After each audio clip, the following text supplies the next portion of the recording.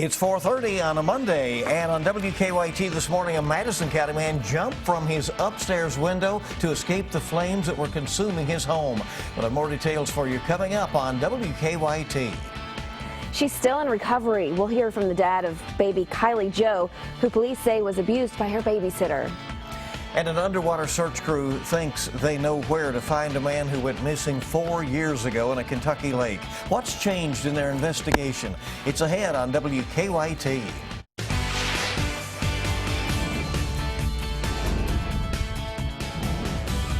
This is WKYT This Morning.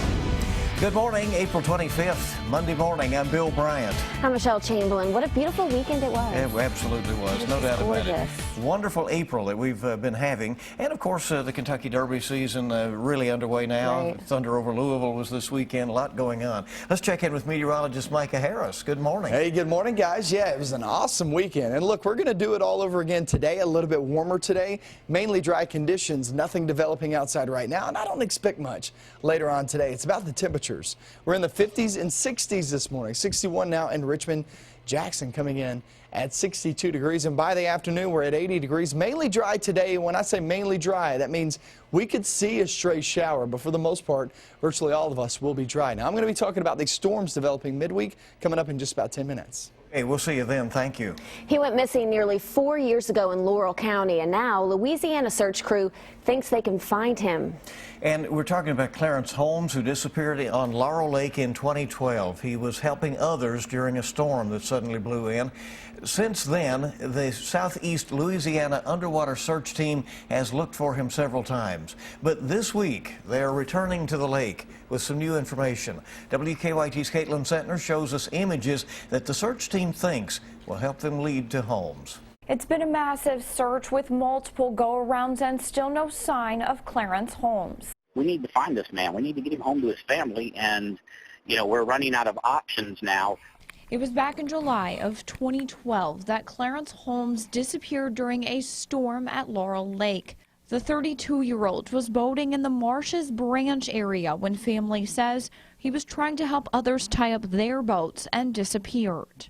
Like any investigation, you just basically, you follow where the path leads, and you either rule something in or you rule it out and you go where it goes.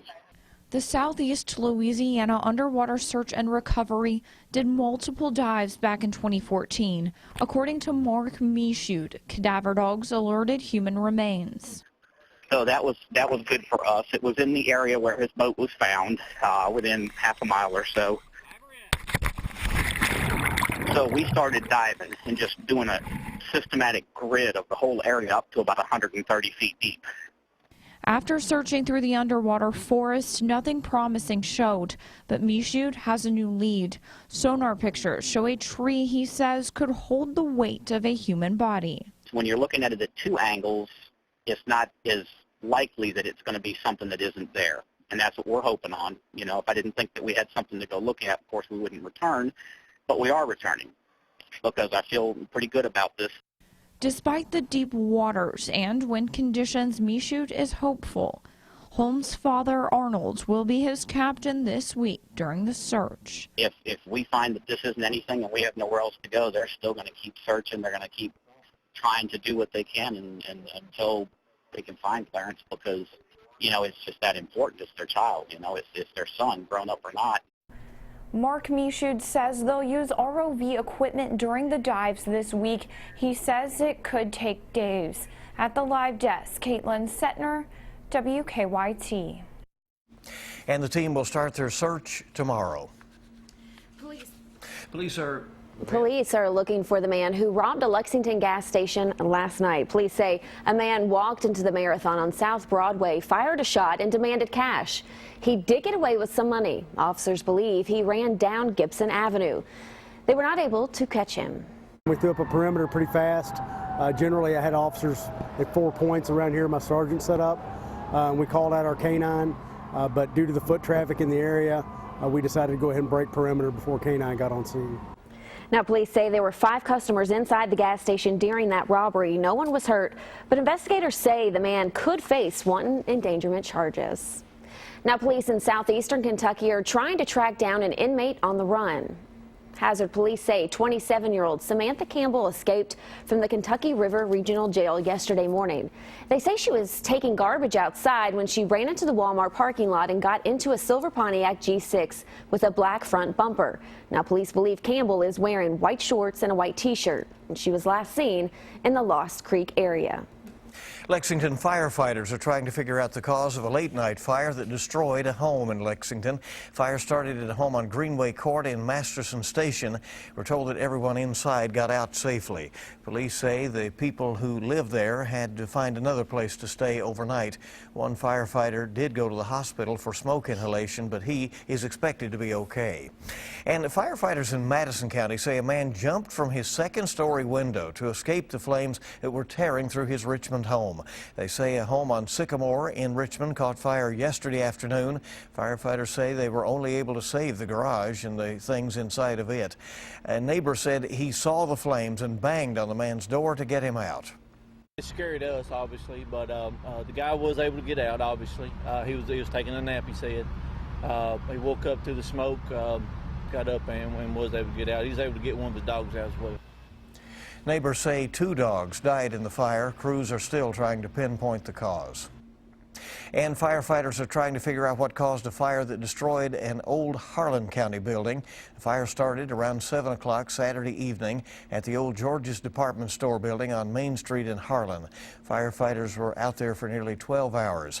They say the fire destroyed 2 different stores on the ground level as well as apartments on the second floor. No one was injured there.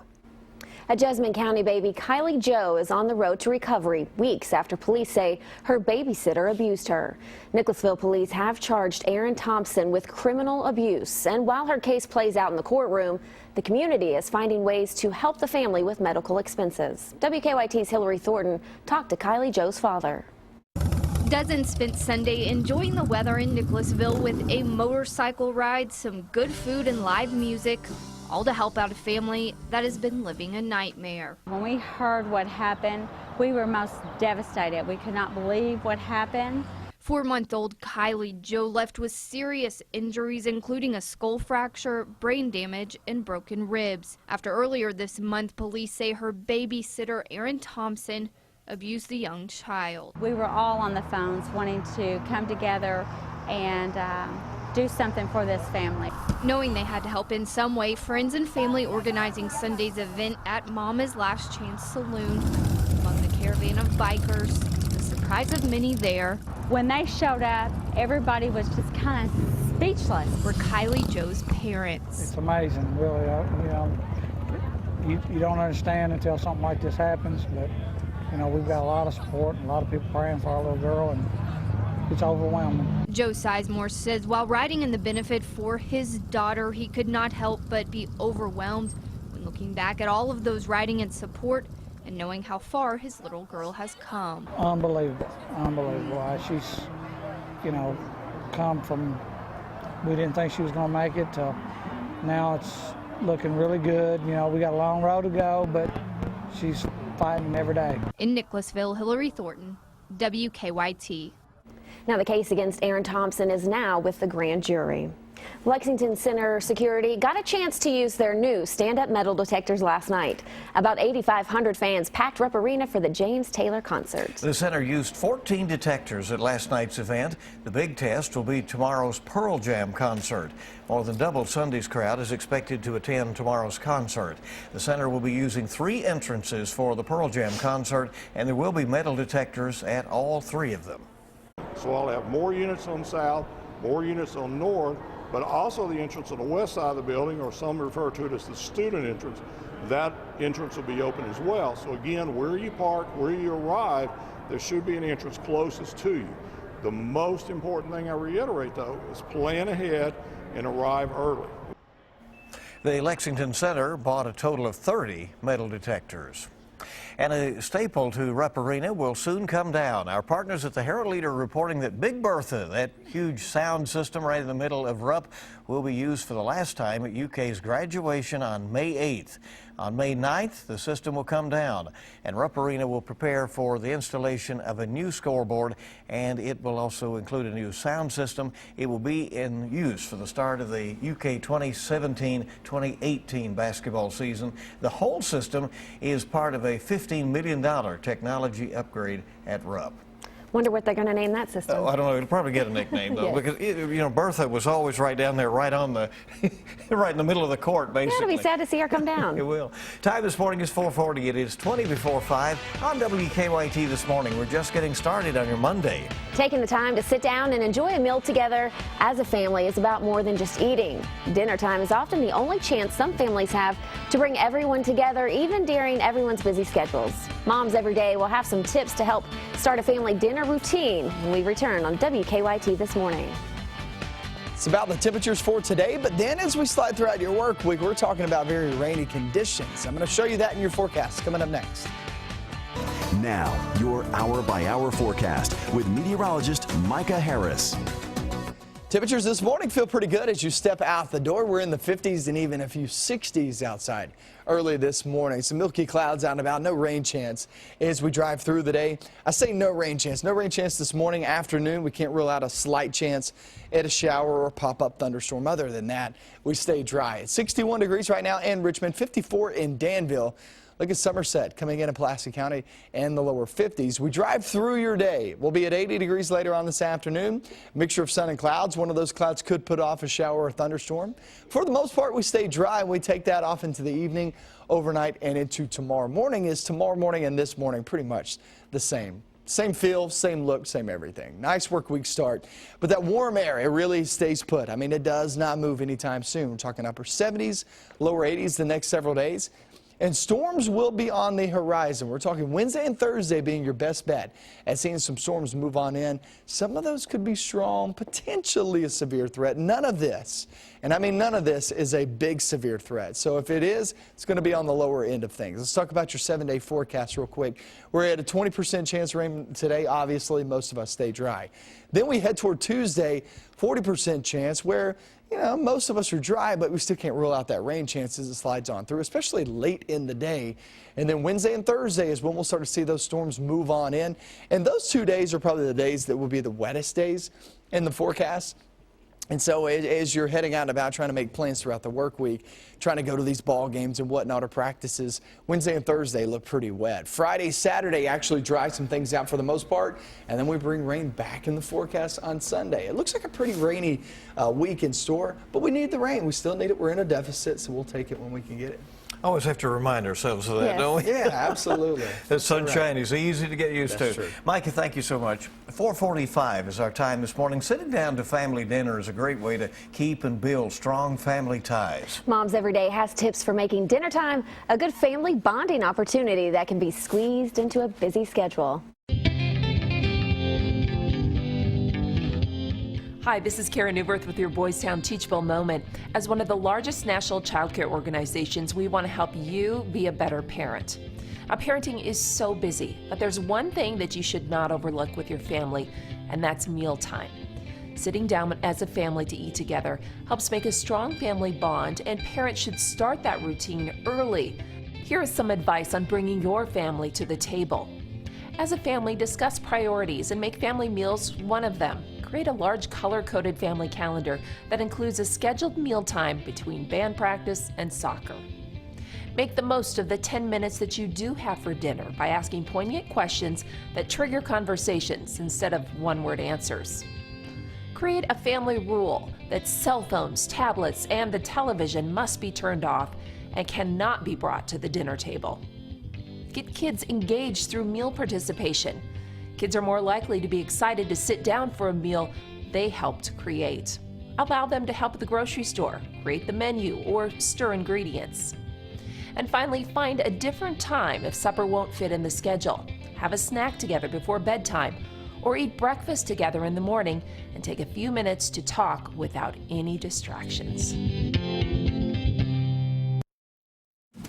For these tips and more, just go to WKYT.com and click on Moms Every Day. And of course, you'll find the latest news and weather on there as well on WKYT.com. And it's so good to have you with us. 4:47 is the time, bright and early on your Monday. A lot more news is on the way. 5 states hold primaries tomorrow. Find out what's going on in the presidential candidate race when we come back on WKYT this morning. Good morning, up and at it on your Monday. It is 4:50 now, 10 till 5, bright and early. You know, Yes, you're ahead of the it is. game if you're up this early, right?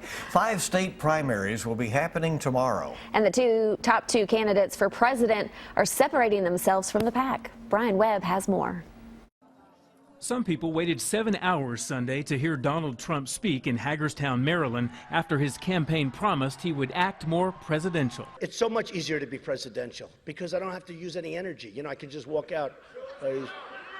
A CBS News tracker poll shows Trump with large leads in big primary states like Pennsylvania. He is the only Republican candidate who can win the nomination before the July convention. Ted Cruz has already moved on to Indiana, and its primary May 3rd. Stand and fight for the Judeo-Christian values that built this great nation. Republican donor, billionaire Charles Koch rocked the party today, suggesting Democrat Hillary Clinton might make a better president than any of the Republicans in the race. And you're terrible role models.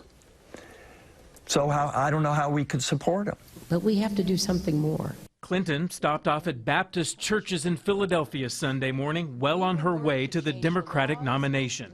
But don't tell that to Bernie Sanders, who hit Rhode Island and Connecticut Sunday, campaigning as hard as ever. Demand that corporate America invest in this state, in this country, and provide decent paying jobs.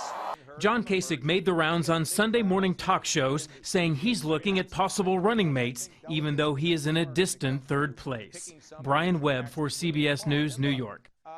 Delaware, Rhode Island, Pennsylvania, Connecticut, and Maryland hold primaries tomorrow. Now, Ted Cruz and John Kasich say they will divide their efforts in the upcoming contest and in an attempt to block Trump from getting the GOP nomination. The U.S. is sending an additional 250 special operations troops to Syria. 2 U.S. leaders say President Obama will make a formal announcement today. They say the U.S. forces will not do any direct fighting in Syria, that their goal is to advise Syrian forces in the hopes those forces will take more territory from ISIS. The U.S. already has 50 special operations forces doing similar work in Syria. Some people in Nelson County here in Kentucky want new leadership at the Bardstown City Hall. People at a rally yesterday said they've reached a tipping point with the mayor, John Royalty. Now, last week, Police Chief Rick McCubbins announced his retirement. His decision came after several officer demotions and a clash with the current mayor. The mayor also promoted Detective Mackenzie Mattingly. Mattingly was once charged with Michael Newby's 2004 murder in Louisville. A jury found him not guilty. Now, there were even some city leaders at the rally. Here is a chief of police of the year for 2015, and you're telling him that you can't consult with him to make those decisions? I think something's wrong. There were also some dispatchers at the rally. They say they do have concerns that Mayor Royalty will cut jobs by asking state dispatch to handle local police and EMS runs. All right, a lot of issues regarding public safety there in Bardstown. Our time this morning coming up on 4:54, and in just a moment, a look at some of the stories our news team is working on for you this morning. We'll also have another look at your morning forecast coming up. A lot of news coming up on WKYT this morning, and we hope you can stay with us for that. And what a beautiful weekend it was. Can we get more of that? I think we get one more day. Don't you wish we could have a weekend like last weekend every day? It was just so beautiful. Check in with Micah now. Yeah, that was really, really nice. We got to knock out a lot of outdoor events, so that was good news too. Another day like that is going to be today. We're starting off in the 50s and 60s, and we finish off later on this afternoon right around 80 degrees. So it's a pretty good feel this morning. And as we track off through your day, yeah, it'll still be a really nice day in store. I'm not seeing much of a chance of rain. I will say this, once we travel off into your afternoon, we can't rule out a pop-up stray shower, but for the most part, we stay mainly dry at 80 degrees. Now I'm going to go over when you expect the next storm system, what that brings along with it, maybe a little glimpse of severe weather. I'll have that in your forecast coming up with another 2 hours of WKYT News.